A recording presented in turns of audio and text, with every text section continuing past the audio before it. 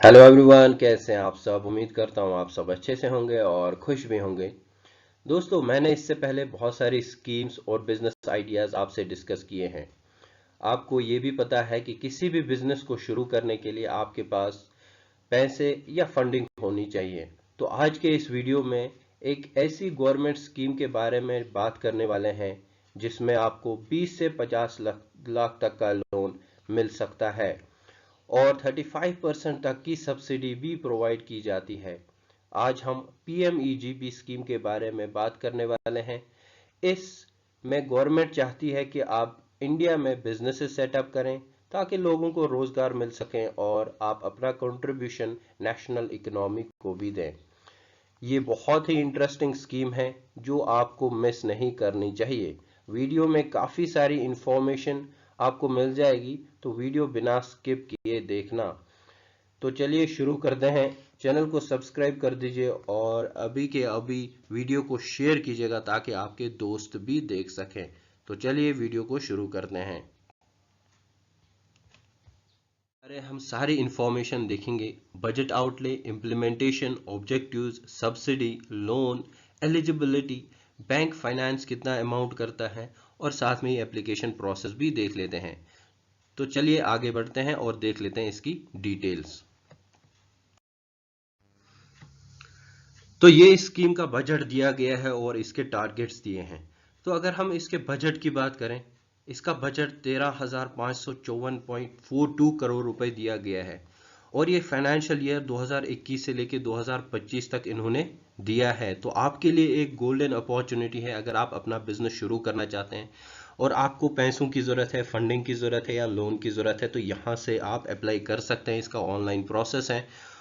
इन्होंने रखा है 4 लाख प्रोजेक्ट्स इनको जो है अप्रूव करने हैं और साथ में ही 1000 यूनिट्स इनको हर साल अपग्रेड करना है इस स्कीम के अंडर। तो आप यहाँ से देख सकते हैं कि कितना अच्छा आपके पास मौका है और अभी स्कीम जो है वो प्रोसेस में है, चल रही है। इसके लिए आप अप्लाई कर सकते हैं। जैसे आप यहाँ पे देख सकते हैं 2026 तक इन्होंने जो है ये अमाउंट यानी 13,554 करोड़ अप्रूव किए हुए हैं। तो चलिए शुरू करते हैं आगे वीडियो।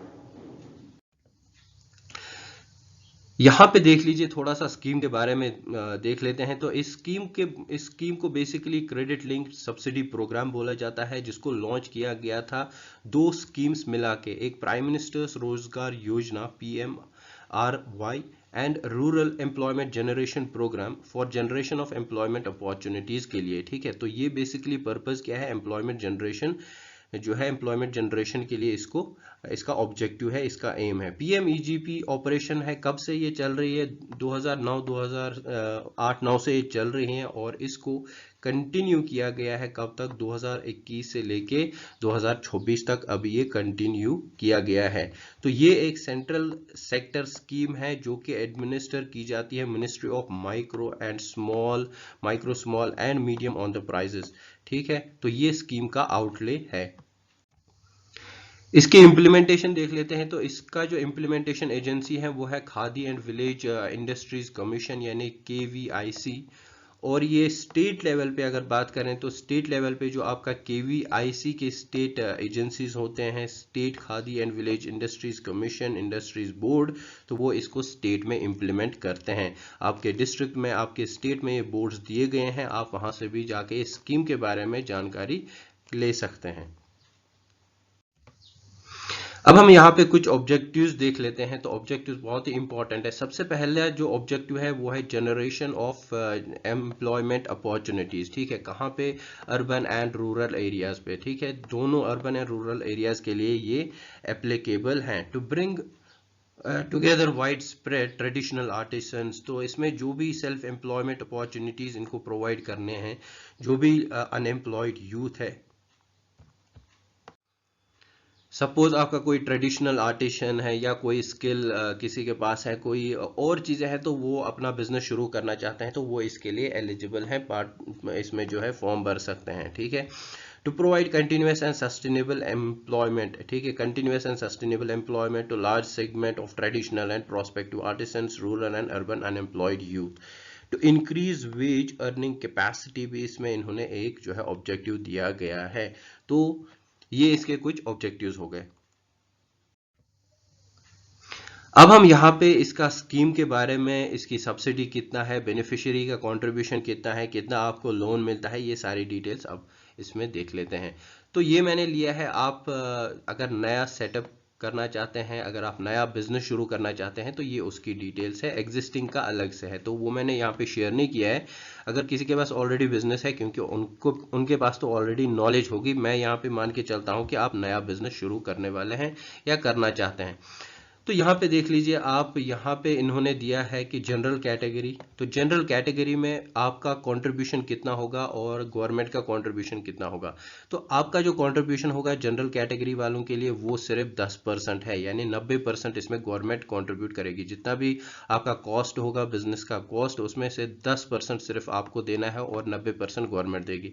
वहीं पे अगर कोई स्पेशल कैटेगरी है, जो यहाँ पे इन्होंने इतनी सारी स्पेशल कैटेगरीज दी है, अगर इनमें से कोई है तो उनके लिए जो सिर्फ अपना कंट्रीब्यूशन जो उनका रहेगा वो 5% ही रहेगा।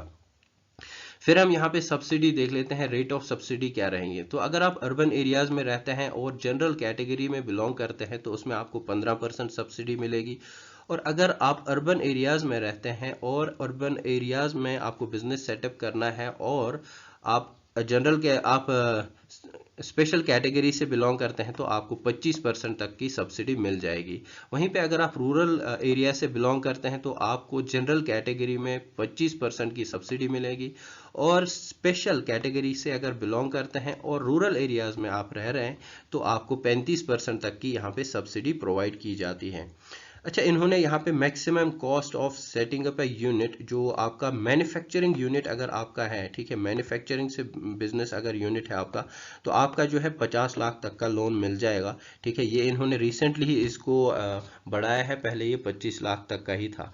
ठीक है, वहीं पे अगर आपका सर्विस सेक्टर से रिलेटेड बिजनेस है तो आपको मैक्सिमम अमाउंट जो है वो 20 लाख तक मिल जाएगा।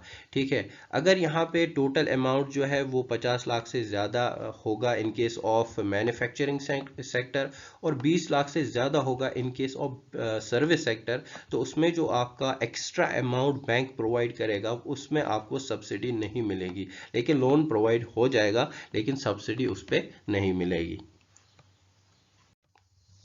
अब हम देखते हैं कुछ एलिजिबिलिटी कंडीशंस। यहाँ पे सबसे पहला जो एलिजिबिलिटी कंडीशन है वो इन्होंने दिया है, एन इंडिविजुअल जो 18 साल से ज़्यादा होना चाहिए। ठीक है, एज का जहाँ तक सवाल है 18 ईयर्स से ज़्यादा होनी चाहिए। अच्छा, इनकम आपके पास कितनी अभी प्रेजेंट में है उसकी कोई यहाँ पे इन्होंने कंडीशन नहीं रखी है, कोई अपर यहाँ पे लिमिट नहीं रखी है। इनकम आपकी कितनी भी है तो आप इस स्कीम के लिए अप्लाई कर सकते हैं। एक इंपॉर्टेंट कंडीशन जो है वो है ये कि आप 8th पास होने चाहिए। ठीक है, 8th स्टैंडर्ड एजुकेशनल क्वालिफिकेशन आपके पास होनी चाहिए, तो आप इस स्कीम में अप्लाई कर सकते हैं। फाइनेंशियल इंस्टीट्यूशंस को कहाँ से आपको लोन मिलेंगे, सो इसके लिए बेसिकली आपको जो है कुछ करने की ज़रूरत नहीं है। जब आप फॉर्म भरेंगे तो वो खुद ही इसको फॉरवर्ड करेंगे। तो जो बैंक्स रिस्पॉन्सिबल हैं, पब्लिक सेक्टर सारे के सारे बैंक्स हैं, रीजनल रूरल बैंक्स होते हैं, कोऑपरेटिव बैंक्स हैं, ठीक है, स्मॉल इंडस्ट्रीज डेवलपमेंट और बैंक ऑफ इंडिया जो है, ये सारे इसमें जो है फाइनेंशियल इंस्टीट्यूशंस इन्होंने रखे हैं। बैंक का फाइनेंस जैसे मैंने पहले ही बताया है, अगर आप जनरल कैटेगरी से बिलोंग करते हैं तो bank will sanction 90% of the projected cost in case of general category and 95% in case of special category. तो आप अगर जनरल कैटेगरी से हैं तो आपके पास 90% जो है वो बैंक फाइनेंस करेगा। वहीं पे अगर आप स्पेशल कैटेगरी के हैं तो आपके पास बैंक जो है वो 95% यहाँ पे प्रोजेक्ट कॉस्ट कंट्रीब्यूट करेगा। आपको स्पेशल कैटेगरी में सिर्फ अपना 5% कंट्रीब्यूट करना है, और जनरल कैटेगरी में अगर आप हैं तो आपका कंट्रीब्यूशन जो है वो सिर्फ 10% रहेगा। ठीक है,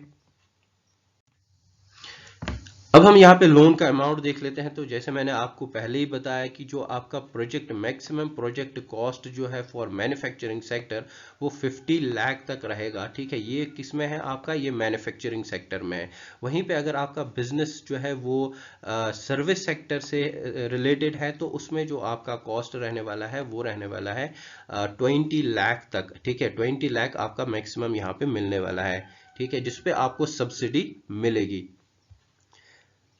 जहां तक रही रेट ऑफ इंटरेस्ट की बात, तो यहाँ पे बैंक अपना normal rate of interest charge करेगा जो भी उनका रहता है। ठीक है, और जहां तक रही रीपेमेंट की बात, आपको रीपेमेंट करना होगा 3 से 7 साल तक के बीच में, ठीक है। जो आपने लोन अमाउंट लिया है उसको 3 साल से लेके 7 साल तक के पीरियड में आपको ये रिटर्न करना होगा, रीपेमेंट इसकी करनी होगी। एप्लीकेशन प्रोसेस देख लेते हैं। इसका ऑनलाइन एप्लीकेशन प्रोसेस है, वो भी मैं आपको लास्ट में एक उसका लिंक मैं डिस्क्रिप्शन में दे दूंगा और कमेंट सेक्शन में भी दे दूंगा, और आपको थोड़ा सा उसका ओवरव्यू दे दूंगा, तो आप वीडियो एंड तक आप देखो, स्किप ना करें आप वीडियो को। तो एप्लीकेशन प्रोसेस जो है, प्रोजेक्ट जो प्रपोजल है will be invited from potential beneficiaries at district level, ठीक है। प्रेस एडवर्टीजमेंट के थ्रू भी इसमें जो है एप्लीकेशंस इनवाइट किए जाएंगे। वहीं पे ऑनलाइन एप्लीकेशंस भी आप, ये ऑनलाइन एप्लीकेशन इसमें मैंडेटरी है, ठीक है। आपको ऑनलाइन ही अप्लाई करना है थ्रू PMEGP पोर्टल, ठीक है। ये PMEGP जो वेबसाइट है, यहाँ से आपको अप्लाई करना है। इसकी लिंक मैं शेयर करूंगा डिस्क्रिप्शन और कमेंट सेक्शन में भी। तो यहाँ पे आपका आधार कार्ड का नंबर जो है वो मैंडेटरी है, सो वो आपके पास होना चाहिए।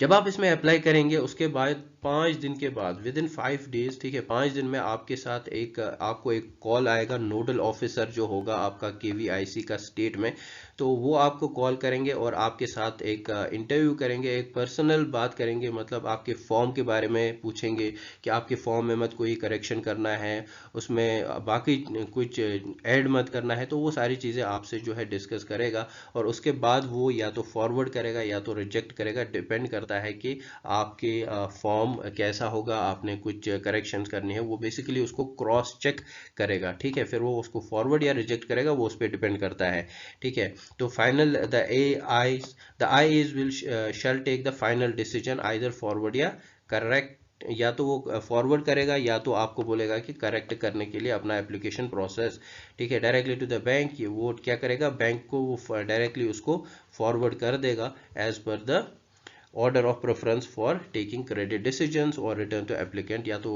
वापस करेगा या तो फॉरवर्ड करेगा बैंक पे, ठीक है। तो ये इसमें जो है एप्लीकेशन प्रोसेस है जो ऑनलाइन रहने वाला है। अब जब आप फॉर्म सबमिट करेंगे तो उसमें आपको एक और फॉर्म जो देना पड़ेगा, जिसको कहते हैं क्रेडिट स्कोर फॉर्म, आपको उसके साथ देना पड़ेगा, जिस बेसिस पे बेसिकली आपको आपका फॉर्म जो है आइदर सब एक्सेप्ट होगा या रिजेक्ट होगा।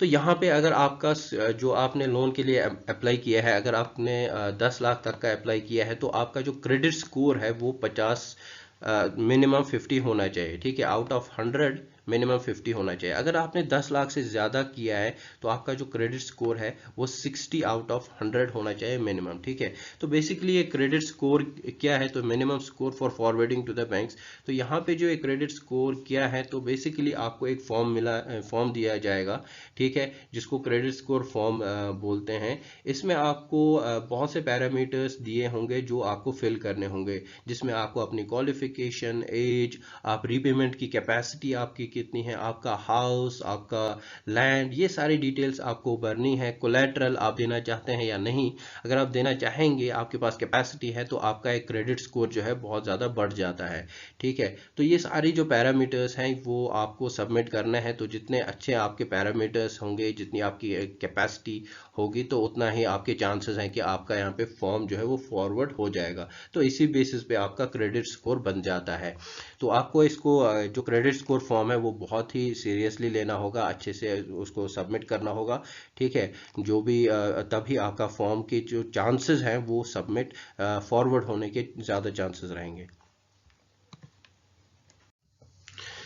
तो यहाँ पे फिर जब आप ये क्रेडिट स्कोर फॉर्म वगैरह आपका हो गया, तो बैंक फिर ये बैंक तक जाएगा, तो बैंक भी इसको चेक करेगा। तो बैंक की मर्जी है फिर कि या तो वो सैंक्शन करेगा या तो वो रिजेक्ट करेगा, ठीक है।